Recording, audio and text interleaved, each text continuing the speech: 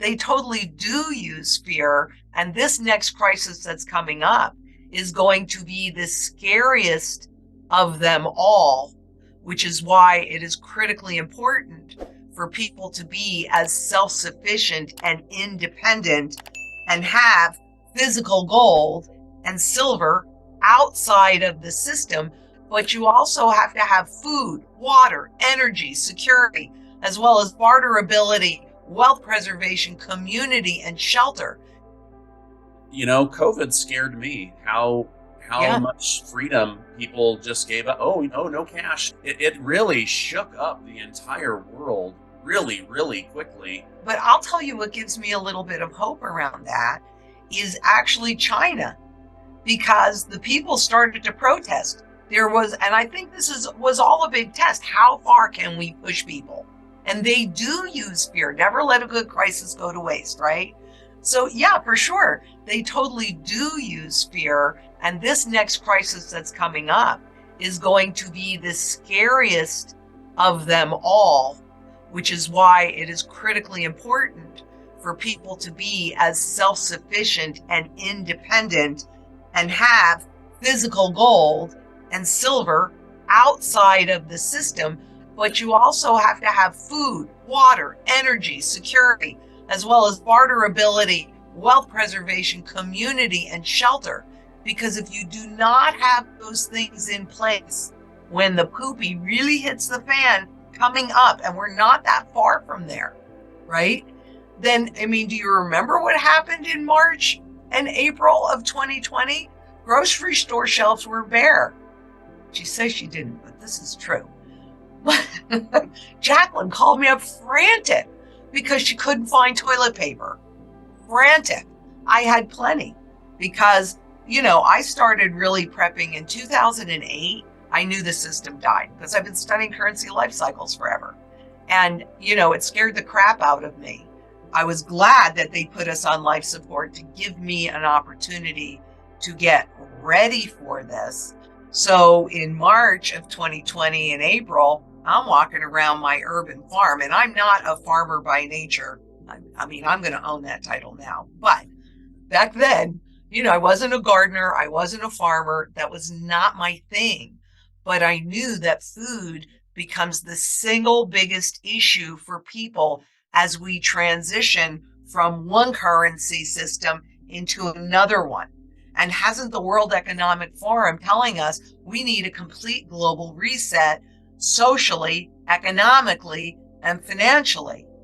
Well, believe it. I've been talking about the reset ever since I heard Christine Lagarde, that audio has subsequently been deleted.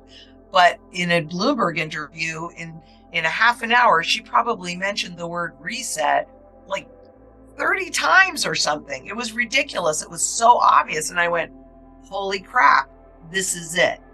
So, the public needs to get ready for this.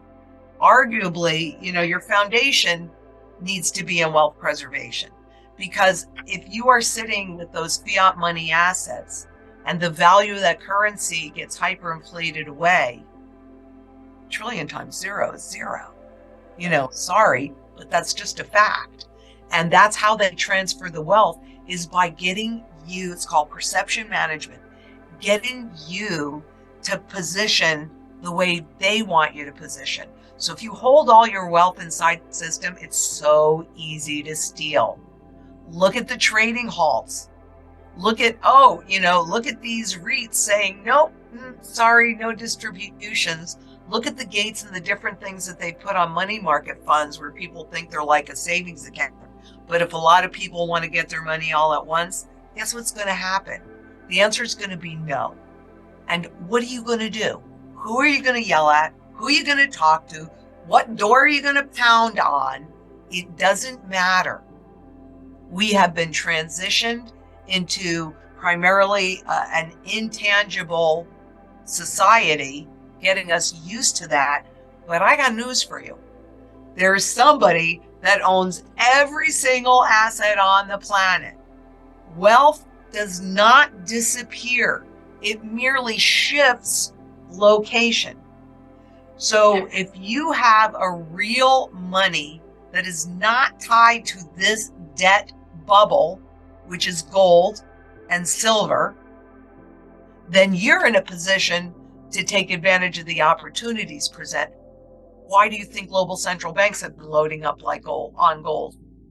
Like the highest levels ever since 1967. What was happening then? Oh yeah, we were transitioning from a gold-backed currency to a debt-based currency. Who do you think knew that? The central banks. You've given in other interviews an example of how gold preserves wealth better than fiat currency. Oh And yeah. you use bread as an example. Would you mind sharing that? Oh, absolutely. If we go back to 1913 when this experiment started, if you had a $1 gold coin, which is a 20th of an ounce, maybe half the size of my pinky fingernail, where you had a $1 silver coin, where you had a $1 silver certificate, you could have bought 11 loaves of bread with any of those, the three of them. If you go to today, and not exactly today because I didn't do the calculations, but I'll get you pretty close. You can get maybe a third of a loaf with that dollar bill. You can get roughly 11 loaves of bread with this 1 ounce silver coin, but you can get about 135 loaves of bread with that $1 20th of an ounce gold coin. I mean, it holds its purchasing power. That is the single most important function that money was supposed to do. But fiat money, that dollar bill, by design, if you go back to when they were creating it, they knew that not one man in a million understood inflation. And that inflation creates what's called nominal confusion, because the government wanted to be able to tax you without you knowing about it. So there's that inflation tax that we hear about. Corporations wanted to pay you less, but knew if you were used to getting $10, you weren't going to accept $5. If, however, that $10 spent like $5, well, look at all the income and wealth inequality. So this system, by design, was created to rob you of what you really have, which is your work, your time. Gold prevents that. And historically, I mean, we've got thousands of years to look at. So yes, they suppress the price. So people might say, well, how come gold prices is so much higher? Because it's really simple. A rising gold price is an indication of a failing currency. And when you really understand that this currency, this fiat money that they can print at will is dying, then you start to make different choices. This is good money. And the other point that is so important that I never really hear anybody talk about it is, why has gold and silver never, ever, ever gone to zero? Because fiat money in stock markets and bond markets, they can't say that. They've gone to zero over 4,800 times. But gold and silver hasn't. You know why? Because they have the broadest functionality and the broadest base of users. Physical silver and gold are used in every single sector of the global economy. Used in finance, used in art, used in food, used in engineering, used in space travel, on and on and on and on.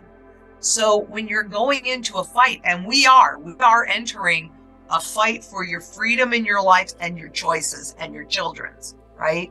What do you want?